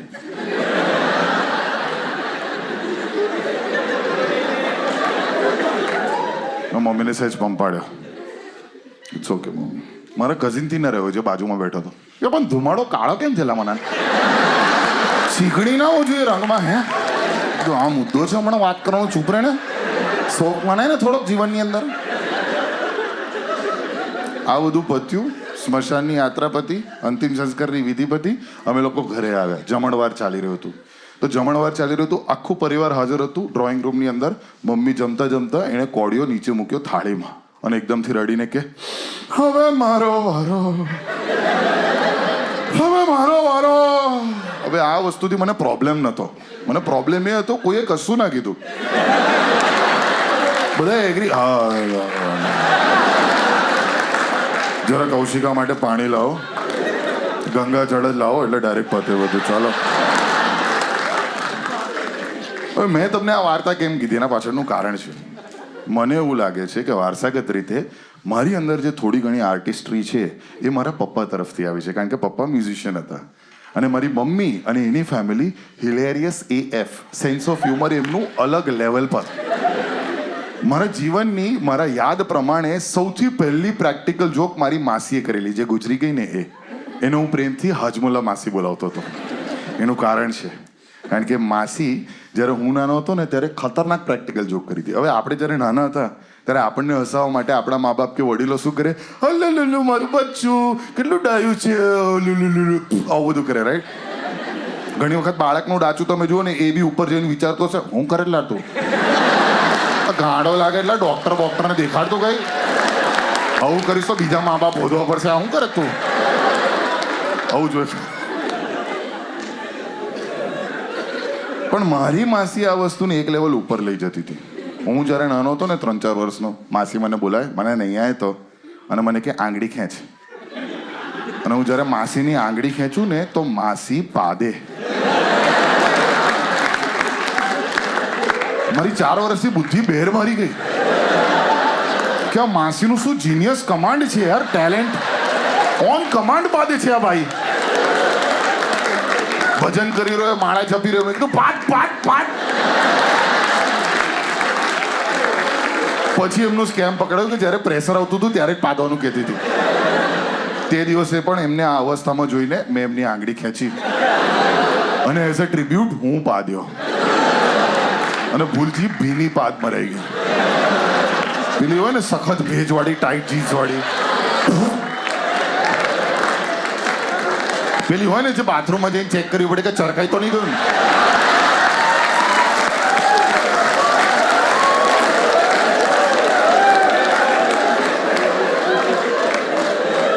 ડીપ રિમાઇન્ડર આના તે 1000 આપ્યા છે. મજા ગઈ ને એકદમથી ડાર્ક હ્યુમરમાંથી ટોયલેટ હ્યુમર એની માને ક્યાંથી આવી ગયું. આજ તો મજા છે comedy. It's the element of surprise, the exaggeration of truth. ક્યાંથી ગપ કરીને કઈ જોક આવે ખબર જ ના પડે, એમાં જ મજા આવે. કારણ કે કોમેડી દરેક પ્રકારની હોઈ શકે છે. There is no boundary to comedy. As I said, if you have a good heart you can have a good laugh. It's basically શું છે કે અહીંયા જેટલા પણ લોકો છે, કોઈને ગઝલ ગમતી હશે, કોઈને શાસ્ત્રીય સંગીત, કોઈને હિપહોપ, કોઈને રોક, કોઈને ઢીંચક પૂજાએ ગમતી હશે. જે રીતે મ્યુઝિકમાં અલગ અલગ ટેસ્ટ હોય, એ રીતે હ્યુમરમાં અલગ અલગ ટેસ્ટ હોઈ શકે છે. જે તમને હસવું આવે સારી કોમેડી, જે ના હસવું આવે ખરાબ કોમેડી, એવું ના હોય. કોઈને સ્લેપસ્ટિક હ્યુમર ગમે, કોઈને પોલિટિકલ હ્યુમર ગમે, કોઈને સેક્સ્યુઅલ હ્યુમર ગમે, કોઈને ટોયલેટ હ્યુમર બી ગમે. અને ટોયલેટ હ્યુમર તો મારું ફેવરેટ સબ્જેક્ટ. આ અવાજમાં જ કંઈક છે મજા. આ અવાજ it's funny. It cuts across all demographs. નાનું બાળક હોય કે વડીલ હોય, આ અવાજમાં જ કંઈક છે. મારી વાઈફની સૌથી પહેલી કમ્પ્લેન શું હતી ખબર છે મારા વિશે? કે મને તું બહુ પાદે છે. મેં કીધું તને 4 વર્ષ પટાવવાના ચક્કરમાં બધું દબાઈને રાખેલું, હવે નીકળશે. રોકતી નહીં મને તું. એણે બદલો ક્યારે લીધો ખબર છે? જ્યારે પ્રેગ્નન્ટ હતી. અને પ્રેગ્નન્ટ બેનો પાદે એટલે ધડામધૂમ થઈશ.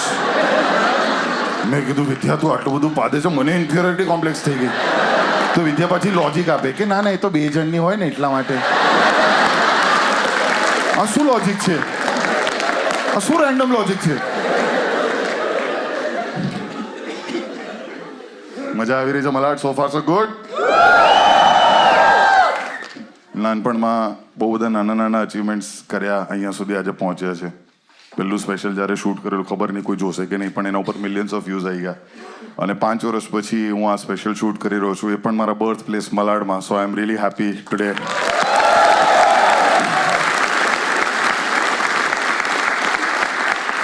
એક બહુ પર્સનલ અચીવમેન્ટ હતું મારું, જે થતા રહી ગયું. એના વિશે હું વાત કરું છું કે એક બહુ જ પ્રખ્યાત હાસ્ય કલાકાર છે, સિનિયર કલાકાર છે ગુજરાતી ઇન્ડસ્ટ્રીના. તો એમના સાથે મારો એક શો યોજાયેલો, માત્ર એને હું. The two of us, 2 generations of stand up comedians of Gujarati industry. તો મમ્મી ખુશ થઈ ગઈ કે હા ચલો હું પણ જોવા આવીશ, આમ તેમ ટીકણું ફલાણું. પછી પ્રોબ્લેમ થયો. એમનો એક દિવસ ફોન આવ્યો મને, એવું કે મને ને આપણે આ શો નહીં થાય. મેં કીધું કેમ, શું થયું સર? પ્રોબ્લેમ થયો ભાઈ?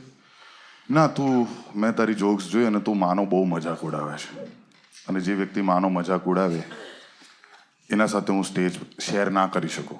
અને એમને એ શો કેન્સલ કરતો. એટલે મેં મમ્મીને જઈને કીધું કે મમ્મી આવું થયું છે, શો કેન્સલ થઈ ગયું છે એમના સાથે. હે એવું થયું? વાત તો એમની બરાબર છે, પણ પ્રોબ્લેમ એવો છે ને મને કે તારા ઉપર કોઈ જોક નહીં કરતું, તારા ઉપર કોઈ રોસ્ટ કરે ને તો મજા આવે.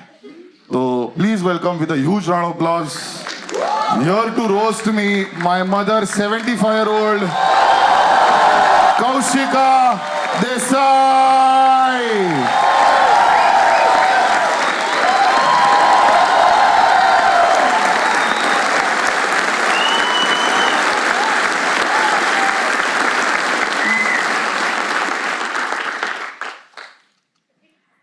આપ સૌનું સ્વાગત છે અને તમને બધાને મારા સ્નેહભરા નમસ્કાર. એટલે મારું પિયર મુંબઈ, એટલે મારે મુંબઈ વર્ષમાં 2-3 વખત જવાનું થાય. જ્યારે મને થોડોક 3-4 વર્ષનો થયો ત્યારે એને ગાડીમાં, છુચ્છુ ગાડીમાં બેસીને મુંબઈ જવામાં ખૂબ આનંદ આવતો હતો. એટલે મુંબઈ જાય ને પછી ત્યાં આગળ બધા કઝિન્સ ત્યાં રહે, મારું પિયર બોમ્બે, એટલે એ બધા સાથે રમત ગમત કરી ને ફરવા હરવાની એને મજા આવે. પછી અમે વડોદરા પાછા આવીએ 8-10 દિવસમાં. એટલે વડોદરા આવીને પછી હજુ 8-10 દિવસ ના થાય ત્યાં મારું કંઈક કામકાજ કરતી હોય તો અચાનક આવીને આપણો હાથ પકડે કાં તો સાડી ખેંચે ને કે ચાલ મમ્મી મુંબઈ જવું છે. હું કહું કે મારા પપ્પાનું ઘર મુંબઈ છે, એટલે આપણે મુંબઈ પપ્પાને મળીને હરીફરીને અને પછી બધાને ખબર અંતર પૂછીને પાછું વડોદરા આવવાનું, કારણ કે તારા પપ્પાનું ઘર વડોદરા, પપ્પા સાથે રહેવાનું. તો અચાનક અકળાઈને મને સલાહ આપે કે મમ્મી તો તારે પછી મુંબઈવાળા પપ્પા સાથે જ લગ્ન કરવા જોઈએ ને.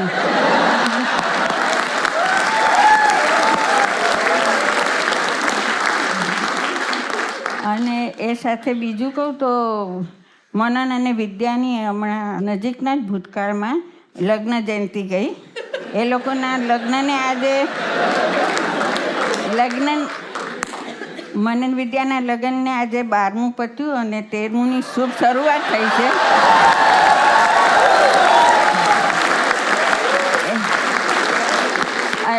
અને really they both are made for each other. જે સુખ સંપત્તિ મળ્યા છે તેનો ગુણાકાર થતો રહે, પણ હું એવું નથી કહી શકતી કે એ લોકોને સુખ સંપત્તિ સાથે શાંતિ બી મળે, કારણ કે હું છું ત્યાં સુધી તો કંઈ બહુ દેખાતું નથી.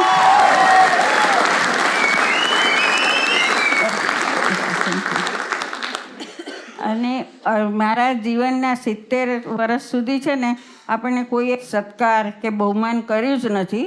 એટલે હું દર શિયાળે આરસા સામે ઊભી રહું, જાતે શાલ ઓઢી ને પોતાનું બહુમાન કરી લઉં. અને આરસા સામે ઊભા રહેવાનું એક જ રીઝન છે કે સાલું કમસે કમ 2 માણસની તો વસ્તી લાગે. પછી 72મું બેઠું ત્યારે મારા મુંબઈમાં પિયર એટલે બધા ભાઈ બહેનોએ એમ નક્કી કર્યું કે વરસગાંઠ ઉજવીએ. એનું કારણ એ કે મારા માતૃશ્રી અને મારી એલ્ડેસ્ટ સિસ્ટર જેની મનને વાત કે બંને જણ 73મેં વર્ષે પ્રભુને પ્યારા થયા. એટલે એ બધા છે ને મારી બહેનનું જ્યારે 13મું હતું ને ત્યારે પરિવારમાં ચર્ચા થવા લાગી કે હુ ઇઝ નેક્સ્ટ, અને બધા પરિવારના સભ્યની નજર મારા તરફ. એટલે હું તો સ્તબ્ધ જ થઈ ગઈ, પણ આપણાથી કંઈ બોલાય નહીં. એટલે પછી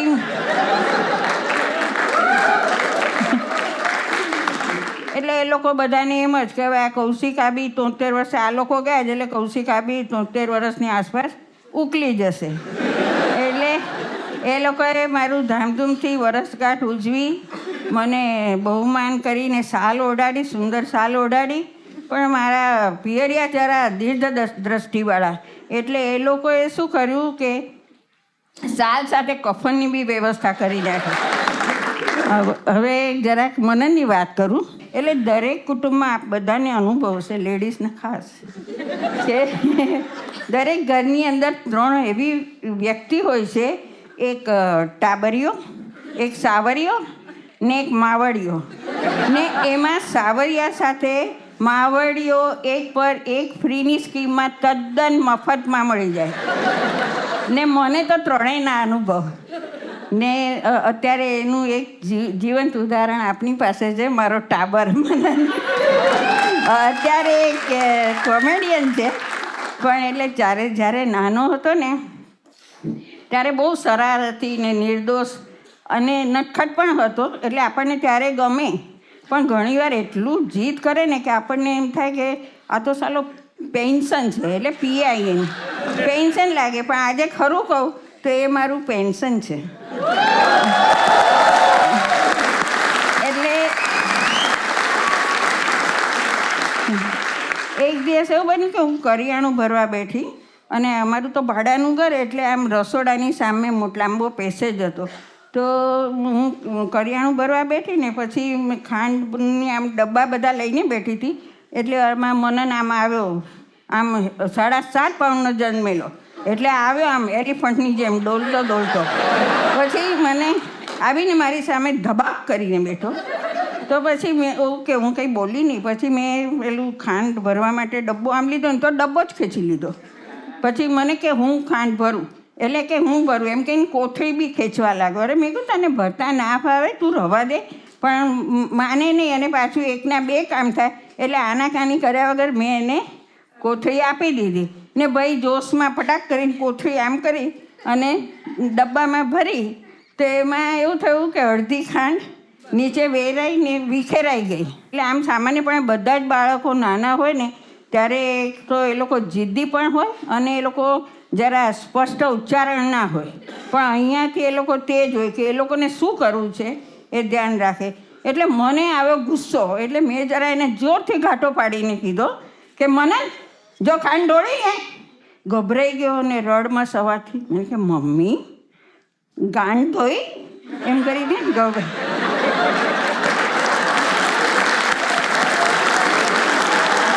thank you very much. Thank you.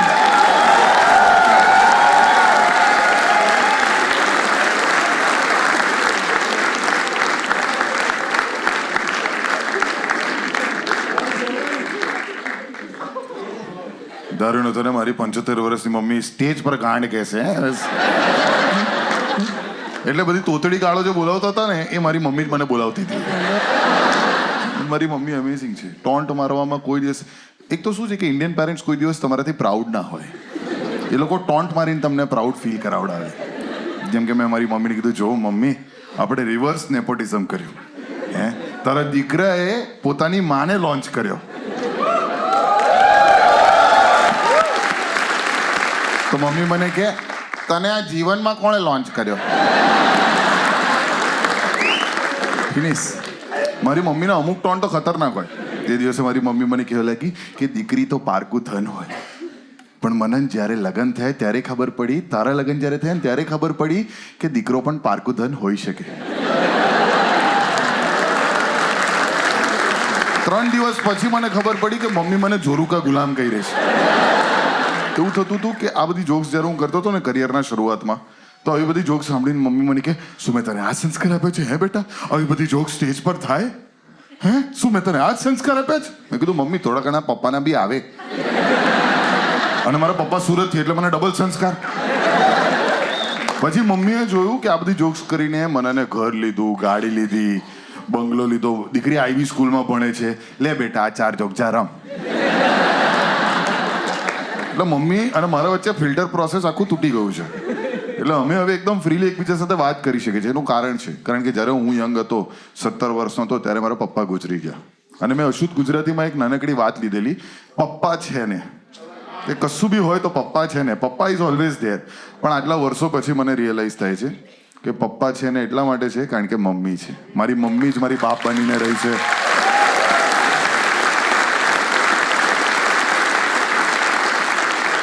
Indian સોસાયટીમાં it's very difficult to be a single mother or a વિધવા. અને મારી મમ્મીએ બહુ જ કઠિન પરિશ્રમથી આવી ઉંમરે મને ઉછેર્યો છે. એન્ડ એના કારણે જ આજે હું અહીંયા છું.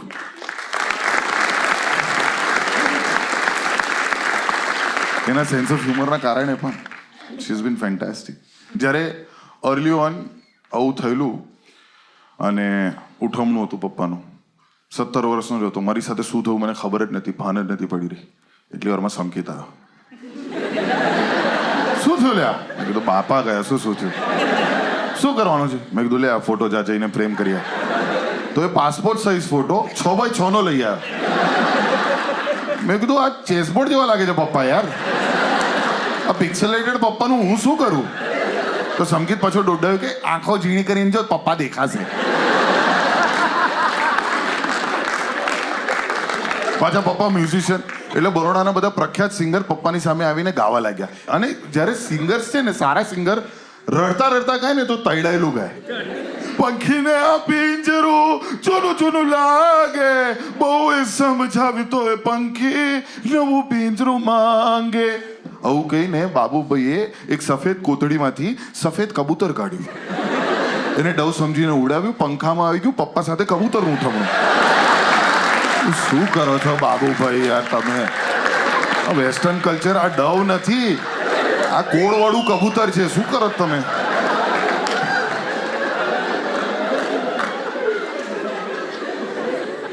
પાછા બાબુભાઈ મમ્મીને મળવાના થયા. ગિરીશભાઈ ભગવાનના માણસ, સંત જેવા માણસ. મમ્મી કે ગઈકાલે જ તમને યાદ કરતા હતા. હે? હા, કહેતા હતા બાબુડીઓ મારા 25,000 લઈને જતો રહ્યો છે, આપ્યા નહીં હારા. આપો, એમની છેલ્લી ઈચ્છા છે. હું 17 વર્ષનો, મને ખબર જ નહીં મારી સાથે શું થયું છે. When you lose a parent at a very early age, you don't know what happen to you. તમને રેન્ડમલી ક્યારે પણ રડવું આવે. મને 2 દિવસે રડવું આવ્યું, મને 5 દિવસે એકદમ રેન્ડમલી પરમ દિવસે બી રડવું આવી ગયું હતું પપ્પાને યાદ કરીને. So it's very difficult. તો એ દિવસ હું રડી નહોતો શકતો. અને આ વસ્તુ જોઈને બધા નજીકના લોકો હોય ને, સ્વજનો, અમુક જલેબી નમક છીડકવા આવી જાય, ઘા પર મીઠું ભભરવા આવી જાય, એવા એક દૂરના કાકા હતા. એ મને જોઈને કે જો દીકરો રડી નથી રહ્યો. મારા ઉપર લવ મેરેજની દુલ્હન હોય ને એના જેવું પ્રેશર કે વિદાયમાં સમાજને દેખાડવા માટે રડવું પડશે. એટલે હું રડવાનું ટ્રાય કરું, રડાતું કેમ નથી યાર. આંસુનું પિકઅપ જ નહોતું આવતું યાર. બધું ખોટી મેમરીઝ યાદ કરું, પપ્પાએ બહુ માર્યો પટ્ટે પટ્ટે, રડું જ નહોતું, પિકઅપ જ નહોતું આવતું. પાછા એ જ કાકા બીજા કાકાને એવી રીતે કહી રહ્યા હતા જાણે કે મને સંભળાય, જાણી બૂચીને એવું કહી રહ્યા હતા. જો ગિરીશભાઈ બિચારા મનનના ટેન્શનમાં જતા રહ્યા, બહુ સ્ટ્રેસ લેતા હતા દીકરાનો, એના ટેન્શનમાં ગુજરી ગયા બિચારા. પાછું એ જ કાકો ઓબ્વિયસ ક્વેશ્ચન પૂછવા આવ્યો મને. ખબર છે કે હમણાં થોડી વારમાં સ્મશાને લઈ જશે, તો બી એ કાકાએ મને પૂછ્યું ક્યાં લઈ જવાના.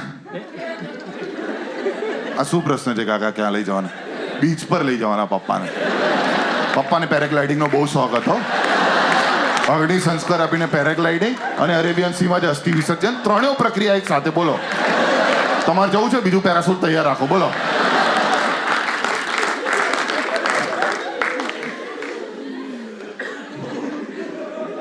છ મહિના સુધી હું ને મમ્મી એકદમ સૂમ મારી ગયા. 17 જાન્યુઆરી 2005 that was the worst day of my life. અને હું વિચાર કર્યો કે આ શું થઈ ગયું છે, શું થઈ ગયું છે મારી સાથે. કારણ કે અમારું એક્ઝિસ્ટન્સ, અમારું અસ્તિત્વ જતું રહ્યું હતું. We didn't know what to do. શું કરવાનું કંઈ ખબર જ નહીં. 6 મહિના પછી મેં મારા મમ્મીને એક ટીવી શો જોઈને હસતા જોયો. અને મને હસવું આવી ગયું આ વસ્તુ જોઈને કે વાહ, મમ્મી આટલા દિવસ પછી હસી. અને મારી તરફ જોઈને મમ્મીએ કીધું કે મને આ શો અગર પપ્પાએ જોયો હોત ને તો પપ્પાનું આયુષ્ય વધી ગયું હોત. એ શોનું નામ ગ્રેટ ઇન્ડિયન લાફ્ટર ચેલેન્જ, એ કોમેડિયનનું નામ રાજુ શ્રીવાસ્તવ.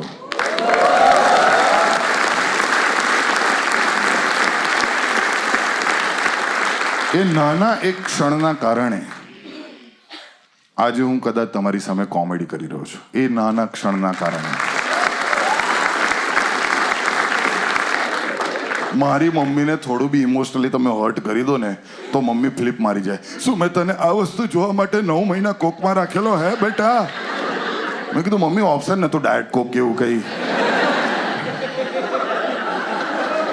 તારા બાળકો થશે ને જ્યારે તમને ખબર પડશે. થઈ ગયા, ખબર પડી ગઈ. માર્કેટમાં બીજા 2-3 ફરતા હશે, શું ખબર હે?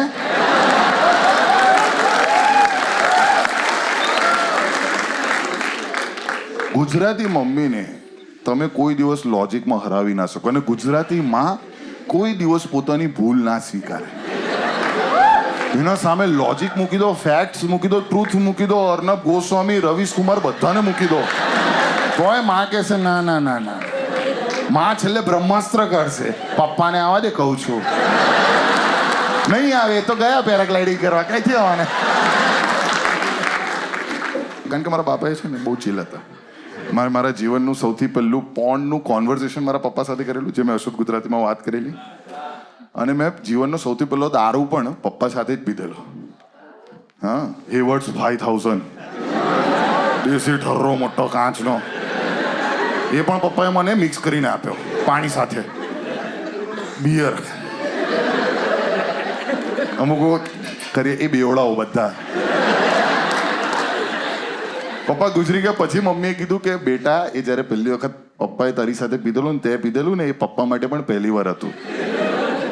કારણ કે મા બાપ માટે, પોતાના બાળકો સામે કુલ દેખાડવા માટે મા બાપ એટલા બધા ધતિંગ કરતા હોય છે જે બાળકોને કોઈ દિવસ અંદાજો નથી અને એને અપ્રિશિએટ નથી કરતા. But I am in a very happy space. મારી દીકરી 7 વર્ષની થઈ છે. હવે બેઝિકલી મારી વાઈફ તમિલિયન છે, હું ગુજ્જુ છું, અમારું બાળક તાજુ. તાજી જ્યારે મારી દીકરી જન્મેલી, મેટર્નિટી વોર્ડમાં હતા અમે, મને મળવા આવ્યો સંકિત. સંકિત આવીને વિદ્યાને મને કોંગ્રેચ્યુલેશન ક્યાં છે દીકરી? હા, અલા આટલી ગોરી કેમ છે?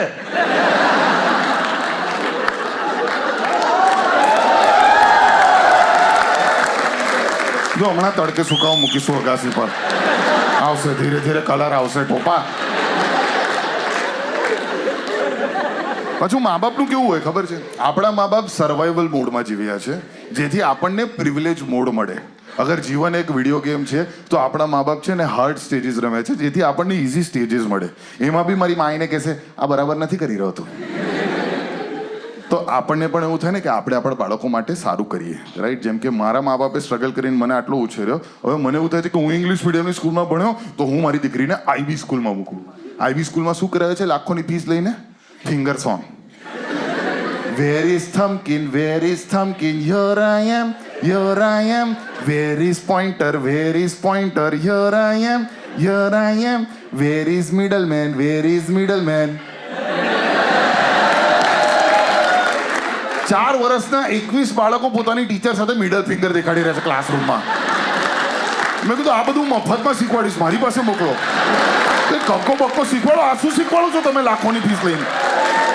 પાછું નર્સરીથી સિનિયર કેજીમાં મારી દીકરી તો આ ડેડી ફિંગર થઈ ગઈ. Daddy finger where are you? Here I am. તો જાણે જતી હતો.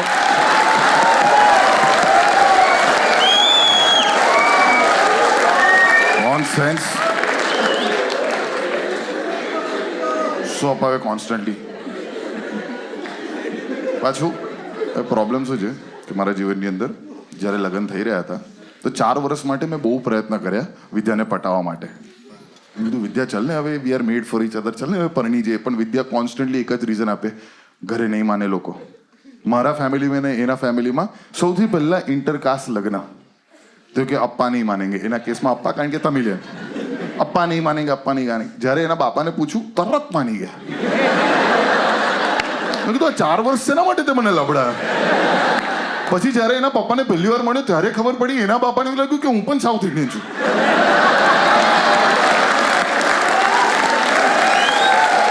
હા મનન યપડી ક્રેંગા. મેં કીધું ના, જય શ્રી કૃષ્ણ. તમારા ને અમારામાં જાજો ફરક નથી. તમે કુણીએથી દાળ ભાત ચાટો છો, મેં અહીંયાથી ચાટે, બીજો કોઈ. હજુ હમણાં દિવાળીનો સમય હતો, અમે ઘરની સાફ સફાઈ કરી રહ્યા હતા. અમુક જૂના કપડાં નીકળ્યા. મેં કીધું વિદ્યા હવે આ શર્ટ જવા દે. એ ના ના, આટલા ફાઇન શર્ટ છે, હું રાખીશ. કીધું સારું ઠીક છે. તો બીજા દિવસે મારી ફેન્ટેસી જાગી. મેં કીધું મેં બોલિવૂડ હોલિવૂડ પિક્ચરોમાં જોયેલું છે કે ગર્લફ્રેન્ડ અથવા તો વાઈફ પોતાના હસબન્ડ કે બોયફ્રેન્ડના ઓવરસાઇઝ શર્ટ્સ પહેરીને આવે બેડમાં અને કોફી આપે. બીજા દિવસે સવારે મારી આંખો ખોલી, મારી સાસુ શર્ટ પહેરીને આવી. આખા ફેન્ટસીની માં પાણી ગઈ યાર.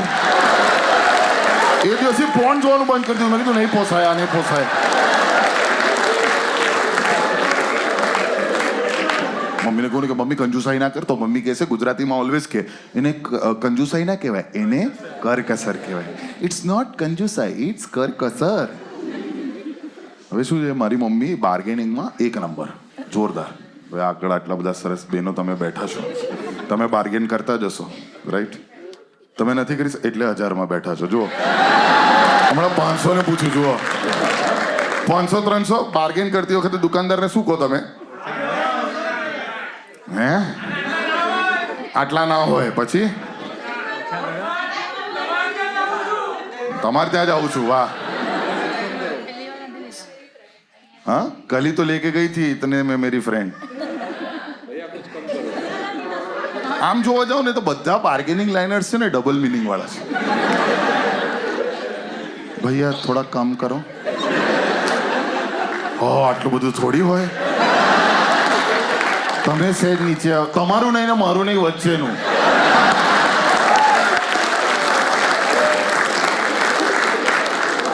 મારી ફ્રેન્ડ ગઈકાલે તો લઈને ગઈ હતી તમારા પાસેથી 150 રૂપિયા દે.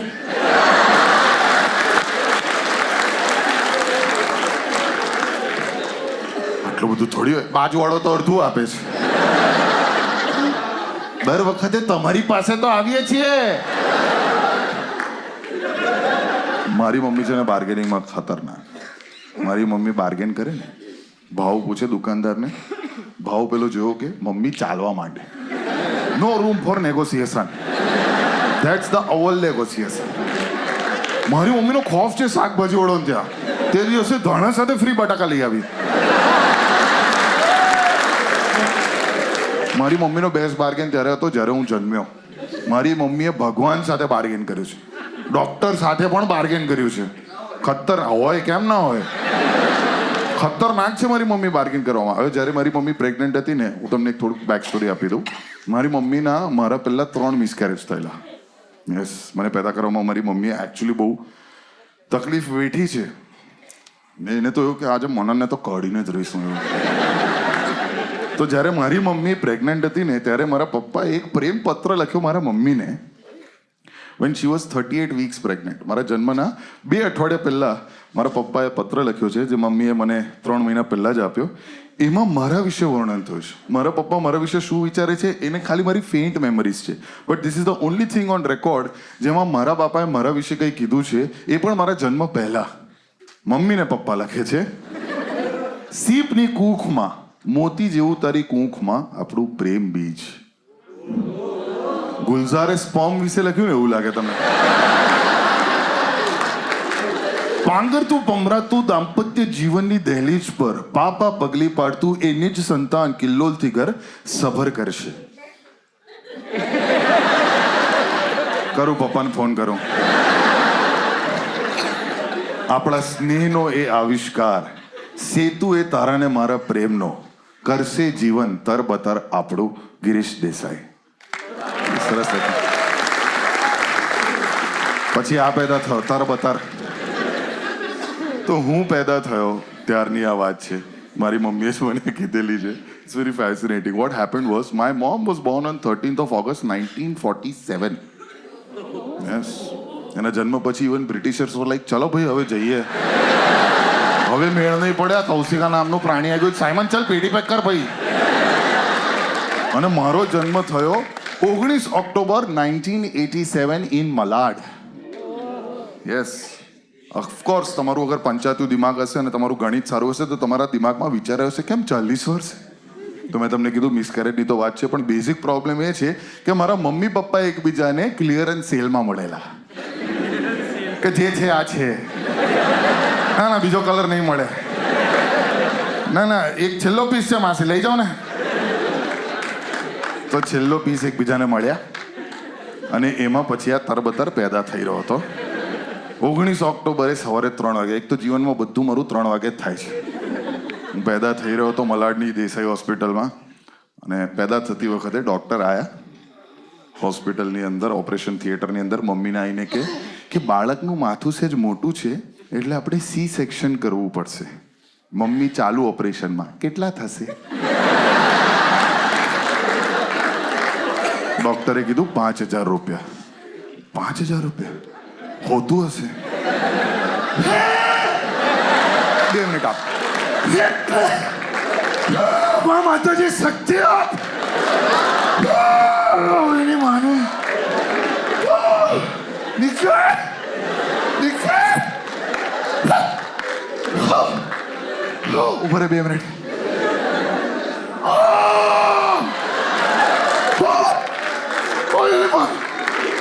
ડોક્ટર ઉભી રહ્યા.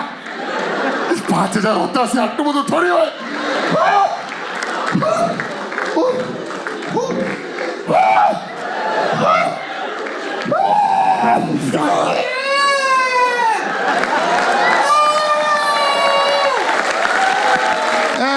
મૈયા 5,000 બચ્યા. કોઈ મને પૂછે ને કે મને તારી નેટવર્થ શું કહું, તો હું કહું છું 5,000 રૂપિયા. That's my net worth. આજે મનન તમારી સામે એટલા માટે ઊભો છે કારણ કે મમ્મી છે ને એટલા જ માટે મનન છે. Thank you so very much Malad. That was my time.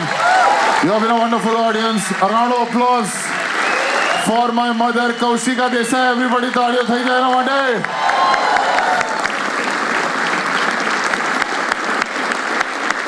Mummy કહેતી હતી મને નાનપણથી કે મનન તું રખડી ખાશે. મમ્મી તદ્દન ખોટી નથી. આજે ગુજરાતી કોમેડીને લઈને આખા દુનિયામાં હું રખડી રહ્યો છું. So thank you so very much મમ્મી. Big round of applause for Vidya my wife. એના માટે પણ તાળી થઈ જાય. My backbone. અગર મારી માં મારી આર્કિટેક્ટ છે તો એ મારી ઇન્ટિરિયર ડિઝાઇનર છે, જેના કારણે આ મકાનનો ભાવ અત્યારે માર્કેટમાં બહુ જોરદાર બોલાય છે.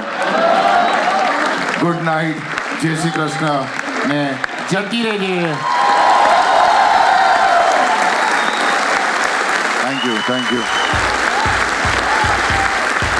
Thank you.